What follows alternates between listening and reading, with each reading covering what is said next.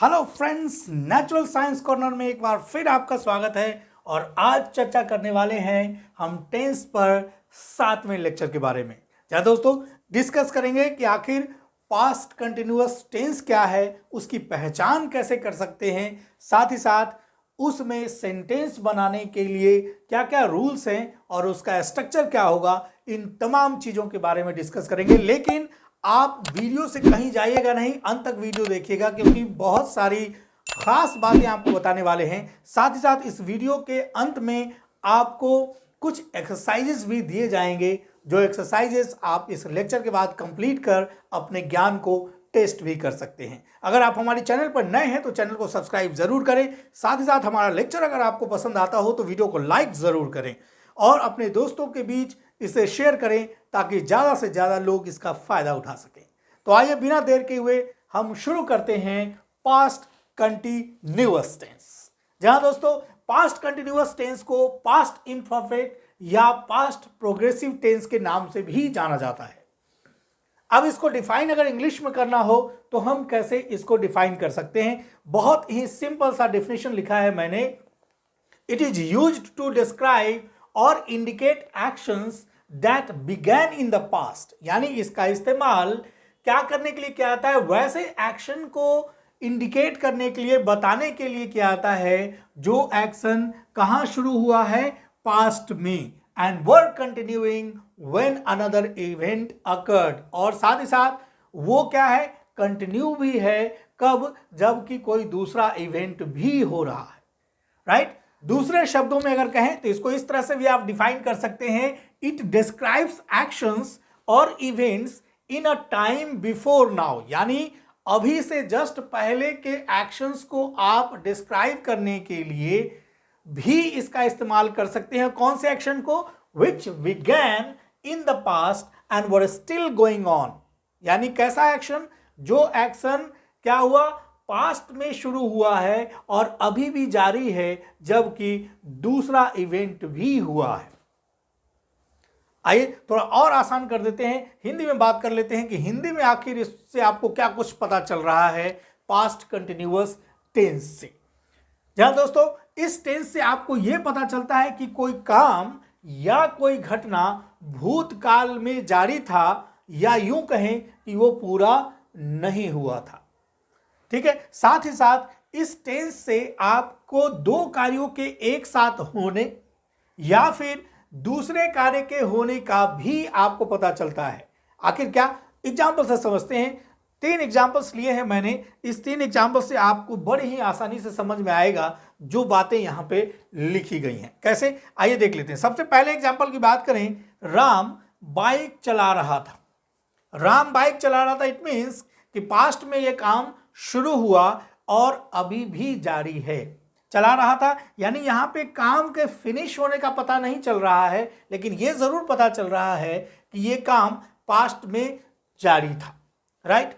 दूसरा एग्जांपल है, जब मैं घर पहुंचा रमा किताब पढ़ रही थी। यहां पे दो काम हो रहे हैं। देखिए, एक है कि रमा किताब पढ़ रही थी, यानी यह काम क्या है, जारी है पास्ट में, और उसी समय दूसरा काम एक कंप्लीट हुआ है, जब मैं घर पहुंचा। तो जब मैं घर पहुंचा ये काम कंप्लीट हुआ है, लेकिन इस काम के कंप्लीट होने से पहले क्या है कि रमा किताब पढ़ रही थी, यानी एक काम कंप्लीट हुआ लेकिन दूसरा काम क्या है, पास्ट में जारी है। वही तीसरे एग्जांपल की अगर बात करें तो यहां पे लिखा है, जब मैं सो रहा था वह पढ़ रहा था। यानी यहां पे दो काम साथ साथ हो रहे हैं। कुल मिलाकर कहें तो आपको पास्ट कंटिन्यूअस से या पास्ट प्रोग्रेसिव से 3 बातें क्लियर हो रही हैं।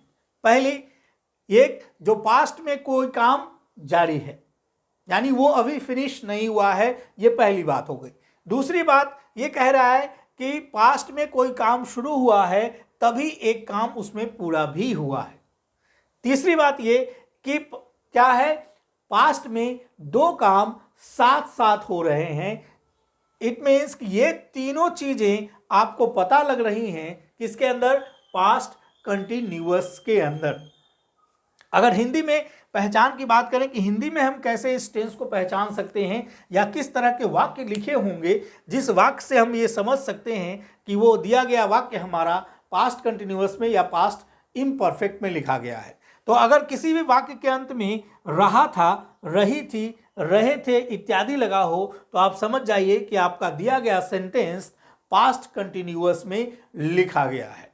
तो आइए अब डिस्कस कर लेते हैं इसके यूजेस के बारे में कि आखिर पास्ट कंटिन्यूअस का या पास्ट इम्परफेक्ट का यूज कहाँ कहाँ हम लोग कर सकते हैं। पहले यूज की बात करें तो पहले यूज में लिखा है मैंने to describe the background in a story written in the past, यानी कोई कहानी जो भूतकाल में लिखी गई है उसके बैकग्राउंड को एक्सप्रेस करने के लिए या डिस्क्राइब करने के लिए आप पास्ट कंटिन्यूअस टेंस का इस्तेमाल करते हैं। कैसे?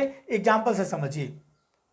एग्जाम्पल है the sun was shining and the birds were singing as he came out from his house, यानी एक स्टोरी दी हुई है कि कोई क्या है अपने घर से बाहर निकलता है, उस दौरान सूरज चमक रहा होता है और चिड़िया चहचहा रही होती है या गा रही होती है। यानी कुल मिलाकर ये समझना है कि अगर कोई कहानी भूतकाल में लिखी गई है तो उसके बैकग्राउंड को डिस्क्राइब करने के लिए भी आप यूज करेंगे किसका? पास्ट कंटिन्यूअस या पास्ट इम्परफेक्ट टेंस का, राइट। दूसरे यूजेस की बात करें अगर तो उसमें लिखा है to describe an unfinished actions that was interrupted by another event और एक्शन, यानी कहता है कि कोई ऐसा काम जो फिनिश नहीं हुआ है, इट मीन्स कि वो काम जारी है, उसको डिस्क्राइब करते हैं। कैसे? उस इवेंट से, यानी कोई काम अगर पास्ट में जारी है तो कोई दूसरी चीज, कोई दूसरी इवेंट या कोई दूसरी घटना उसमें आ जा रही है बीच में जो उस काम को डिस्टर्ब या इंटरप्ट कर रही है, तो उस केसेस में भी आप क्या यूज करते हैं? पास्ट कंटिन्यूअस का। कैसे? एग्जाम्पल से समझिए। एक एग्जाम्पल है आई वॉज वॉचिंग टीवी, यानी मैं क्या देख रहा था? टीवी देख रहा था। व्हेन ही कॉल्ड, जब उसने मुझे पुकारा, यानी यहां पे देख रहे हैं कि उसने मुझे पुकारा। जब उसने मुझे पुकारा मैं क्या कर रहा था? टीवी देख रहा था। तो ये काम क्या है? Unfinished action. मैं टीवी देख रहा था, इसमें यह कहीं भी नहीं पता चल रहा है कि मैं टीवी देख चुका था, यानी टीवी देखने का काम खत्म हो गया था, यानी पास्ट में कहीं ना कहीं यह काम जारी था और उसी दौरान दूसरे काम ने उसको इंटरप्ट किया, डिस्टर्ब किया, किसी ने उसको पुकारा। तो जब मैं टीवी देख रहा था तब किसी ने पुकारा, तो दूसरा काम डिस्टर्ब कर रहा है पहले उस अनफिनिश्ड काम को जो पास्ट में कहीं चल रहा है, राइट। तो यहाँ पे दो बातें और समझ में आएंगी आपको इस एग्जाम्पल के अंदर। एक है I was watching TV. I was watching TV का मतलब हुआ कि आप टीवी देख रहे हैं तो हो सकता है ये लंबा एक्शन हो, कोई फिल्म आप देख रहे हो 2-2.5 घंटे की मूवी हो, नहीं आप क्रिकेट मैच देख रहे हो 3-3.5 घंटे की एक पारी होती है, वो आप देख रहे हो। तो एक लॉन्गर एक्शन हो रहा है पास्ट के अंदर जिसको इंटरप्ट किया जा रहा है एक शॉर्टर एक्शन से। व्हेन ही कॉल्ड, जब उसने पुकारा। तो पुकारने का काम ऐसा नहीं कि वो 2-4 घंटे तक आपको पुकारता रहेगा, हो सकता है बड़े कम समय 2-3 बार आपको आवाज लगाई और उसके बाद उसने छोड़ दिया, तो बहुत छोटा सा एक्शन है। तो कहता है कि पास्ट में कोई लंबा काम चल रहा है तो उसको छोटा काम, छोटे ड्यूरेशन का काम इंटरप्ट करता है और उस छोटा ड्यूरेशन का काम जो होता है वो क्या है? लिखा जाता है किसमें? सिंपल पास्ट के अंदर। ये ध्यान रखिएगा कि जो बड़ा काम हो रहा होगा पास्ट में वो लिखा जाएगा पास्ट कंटिन्यूअस में, और जो उसको इंटरप्ट करेगा वो छोटा काम वो लिखा जाएगा सिंपल पास्ट में। वो आपको यहां से लग रहा होगा व्हेन ही कॉल्ड, ये किस में लिखा गया है? आप सिंपल पास्ट टेंस ऑलरेडी पढ़ चुके हैं। अगर जो लोग नए हैं हमारे चैनल पर, जिन्होंने सिंपल पास्ट का लेक्चर नहीं देखा है, तो डिस्क्रिप्शन बॉक्स में जाकर आप उस लिंक दिया हुआ है उस पर क्लिक करके आप देख सकते हैं।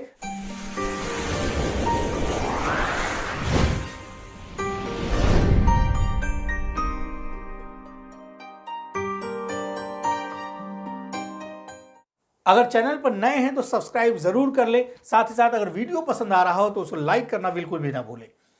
तो यहां ध्यान देने वाली बात यह है कि यहां पे व्हेन ही कॉल्ड लिखा गया है सिंपल पास्ट टेंस में, जबकि आई वॉज वॉचिंग जो लॉन्गर एक्शन है वो लिखा जा रहा है पास्ट कंटिन्यूअस के अंदर। तो ये चीजें ध्यान देने वाली है।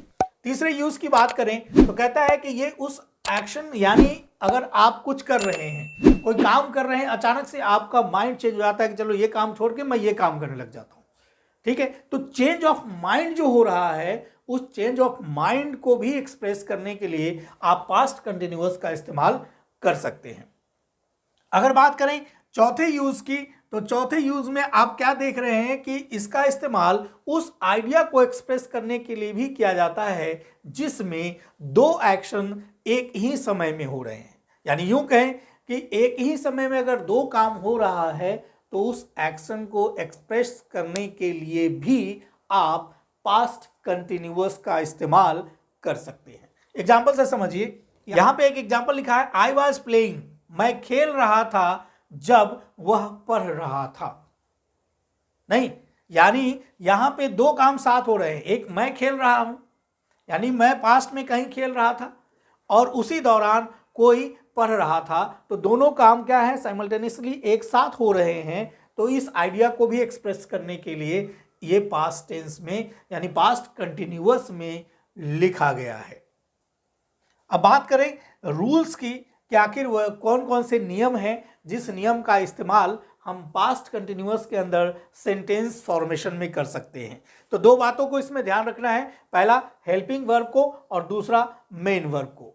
क्या चेंजेज होंगे, आपने देखा था प्रेजेंट कंटिन्यूअस में हमने हेल्पिंग वर्ब के रूप में इज, एम, आर का इस्तेमाल किया था, और यहां पे हेल्पिंग वर्ब के रूप में वॉज और वर का इस्तेमाल करेंगे। अब सवाल यहां ये उठता है कि वॉज कहां इस्तेमाल करेंगे और वर कहां इस्तेमाल करेंगे। तो उसके लिए एक लाइन में मैंने लिख दिया है जो आसानी से आपको समझ में आएगा कि अगर कोई सब्जेक्ट सिंगुलर है या फिर सब्जेक्ट आपका नाउन है, तो सिंगुलर नाउन है, तो उस कंडीशन में आप यूज करेंगे वॉज का। जैसे ही, शी, इट, राम, श्याम, ये सब रहेगा तो आप इसके साथ वाज यूज करेंगे। आई के साथ भी वॉज का इस्तेमाल होता है।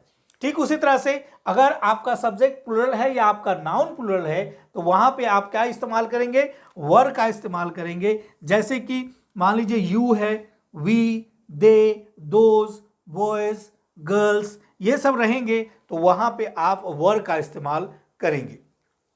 दूसरी बात रूल्स में आती है कि मेन वर्ब के साथ क्या होगा, तो यहां मेन वर्ब के साथ आईएनजी का इस्तेमाल करेंगे, यानी कि वर्ब के चौथे फॉर्म का इस्तेमाल करेंगे, यानी V4 का इस्तेमाल करेंगे। फ्रेंड्स, अब डिस्कस कर लेते हैं कि इसका स्ट्रक्चर अलग अलग तरह के सेंटेंसेस में क्या कुछ होगा। तो आइए सबसे पहले बात कर लेते हैं अफर्मेटिव सेंटेंस की कि उसमें आखिर इस टेंस का स्ट्रक्चर क्या होगा। अगर एक एग्जांपल लेते हैं, तुम पत्र लिख रहे थे, तो जैसा मैंने बताया कि यहां पे हम लोग क्या हेल्पिंग वर्ब यूज करेंगे, वाज या वर का, और मेन वर्ब के साथ आईएनजी लगाएंगे, यानी वर्ब के चौथे फॉर्म का इस्तेमाल करेंगे। तो सब्जेक्ट यहां हमारा तुम है और तुम क्या है, यू बोलते हैं इंग्लिश में। तो यू के साथ क्या यूज करेंगे, अभी मैंने बताया कि यू के साथ वर का इस्तेमाल करेंगे। तो लिखा you were writing a letter. तो सिंटेक्स यहां क्या हो गया, सिंटेक्स हुआ सब्जेक्ट वाज वर का इस्तेमाल करेंगे एज पर सब्जेक्ट, उसके बाद वर्ब का चौथा फॉर्म, फिर ऑब्जेक्ट और फिर अदर वर्ड का इस्तेमाल करेंगे, राइट। उसी तरह से अगर निगेटिव में स्ट्रक्चर की बात करें तो निगेटिव में एक एग्जांपल से समझते हैं, मैं स्कूल नहीं जा रहा था। तो यहां पे लिखा I was not going to school. तो सिंटेक्स क्या बनेगा, यहां आई हमारा सब्जेक्ट है तो सब्जेक्ट आ गया, वॉज वर्ब का इस्तेमाल करेंगे, चूंकि आई के साथ वॉज लगता है तो वॉज लगाया हमने, लेकिन सब्जेक्ट जैसा रहेगा उसके हिसाब से यहां पे हम लोग हेल्पिंग वर्ब इस्तेमाल करेंगे।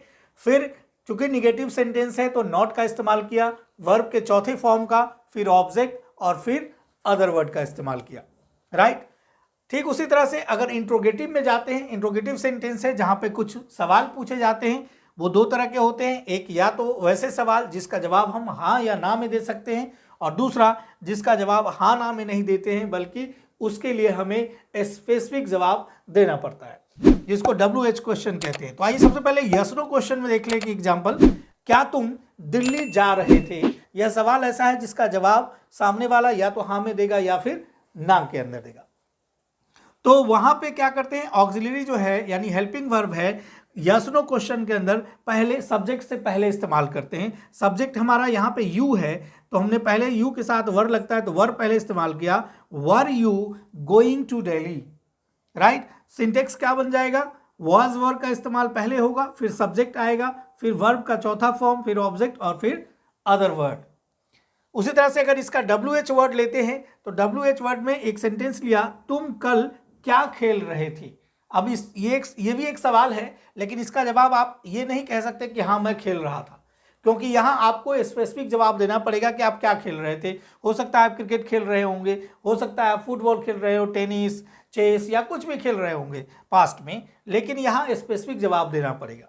तो तुम कल क्या खेल रहे थे, ऐसे सेंटेंसेस में WH वर्ड का इस्तेमाल करते हैं। तो WH वर्ड यहाँ क्या के लिए क्या यूज करेंगे, व्हाट, और उसके बाद फिर हम इंट्रोगेटिव जो हमारा नॉर्मल इंट्रोगेटिव है यस नो क्वेश्चन वाला, वही स्ट्रक्चर फॉलो करेंगे। तो what were you playing study, तो सिंटेक्स क्या हो जाएगा, WH वर्ड पहले आ गया, बाकी का पूरा स्ट्रक्चर एज इट इज रहेगा। वॉज वर्ड का इस्तेमाल करेंगे, सब्जेक्ट वर्ब के चौथे फॉर्म का, फिर ऑब्जेक्ट और फिर अदर वर्ड आ जाएगा, राइट। अब आइए देख लेते हैं इंट्रोगेटिव और निगेटिव में क्या कुछ स्ट्रक्चर होगा। जहां फ्रेंड्स यस नो टाइप पहले देख लेते हैं। एक एग्जांपल लिया, क्या वह अपने देश की सेवा नहीं कर रहा था, तो क्या बनाएंगे इसको, was he not serving his country. Syntax क्या होगा, वॉज वर्ब का इस्तेमाल पहले कर लेंगे, प्लस सब्जेक्ट आ जाएगा, फिर नॉट, वर्ब का चौथा फॉर्म, ऑब्जेक्ट और अदर वर्ड्स, राइट। अगर WH की बात करें तो एक एग्जांपल से समझ सकते हैं कि तुम किताब क्यों नहीं पढ़ रहे थे। तो यहाँ पे क्यों क्या है, एक WH वर्ड है, तो उसके लिए WH वर्ड को हम लोग पहले इस्तेमाल करेंगे। Why were you not reading the book, the book इसलिए लिखा गया क्योंकि किसी स्पेसिफिक किताब की बात हो रही है, तो यहाँ पे द बुक लिखा गया है। तो सिंटेक्स क्या हो जाएगा इसका, सिंटेक्स हो जाएगा WH वर्ड को हम लोग पहले इस्तेमाल करेंगे सिंटेक्स में, फिर वाज या वर का इस्तेमाल करेंगे एज पर सब्जेक्ट, फिर आपका सब्जेक्ट आएगा, फिर निगेटिव सेंटेंस है तो नॉट आएगा, फिर वर्ब का फोर्थ फॉर्म, फिर आपका ऑब्जेक्ट और फिर अदर वर्ड का आप इस्तेमाल करेंगे सिंटेक्स के अंदर। तो इस तरह से पास्ट कंटिन्यूअस में 4 अलग अलग तरह के आप सेंटेंसेस टाइप में देख चुके हैं कि उनका स्ट्रक्चर क्या होगा इस टेंस के अंदर। मुझे पूरी उम्मीद है कि यहाँ के बाद इस टेंस में आपको कोई तकलीफ नहीं होगी। फिर भी एक्सरसाइज के लिए मैं कुछ यहाँ पे लिख देता हूँ जिसको आप घर पे प्रैक्टिस करेंगे। अगर उसमें कोई भी प्रॉब्लम आती है तो आप कमेंट बॉक्स में लिख कर हमें भेज सकते हैं, हम जल्द से जल्द उसका रिप्लाई देंगे। अगर अभी तक आपने हमारे चैनल को सब्सक्राइब नहीं किया है तो सब्सक्राइब ज़रूर करें, और अगर हमारा वीडियो आपको पसंद आता है तो उसे लाइक करना बिल्कुल भी ना भूलें। डियर फ्रेंड्स, यहाँ पे एक्सरसाइज लिखे हुए हैं, आप एक्सरसाइज कि ये क्वेश्चंस नोट कर सकते हैं और इस पर प्रैक्टिस कर सकते हैं, ताकि जो कुछ भी आपने इस लेक्चर के अंदर पढ़ा है वो आपको आसानी से समझ में आए, या फिर ये आपको पता चलेगा कि आपने कितना कुछ सीखा है इस लेक्चर से। ठीक है, इससे प्रीवियस लेक्चर भी आप हमारे लिंक में जाके देख सकते हैं, डिस्क्रिप्शन बॉक्स में लिंक दिया हुआ है, वहाँ से आपको हमारे बाकी के वीडियोज़ मिल जाएंगे। अगर आपका कुछ लेक्चर छूट गया है या हमारे चैनल पर नए हैं तो आप बाकी के वीडियो जाके प्लेलिस्ट में देख सकते हैं, वहाँ से आपको सारी इन्फॉर्मेशन मिल जाएगी। कोई भी कन्फ्यूज़न होती है तो आप कमेंट बॉक्स में लिखना बिल्कुल भी ना भूलें, बेहिचक लिखें और जल्द से जल्द हम आपका जवाब देने की कोशिश करेंगे। अगर कोई सजेशंस हैं तो वो भी आप हमारे कमेंट बॉक्स में लिखकर हमें भेज सकते हैं। अगर वीडियो पसंद आया हो तो उसे लाइक ज़रूर करें, साथ ही साथ सब्सक्राइब करें ताकि कोई भी नया वीडियो अपलोड हो तो उसकी नोटिफिकेशन सबसे पहले आप तक पहुँचे।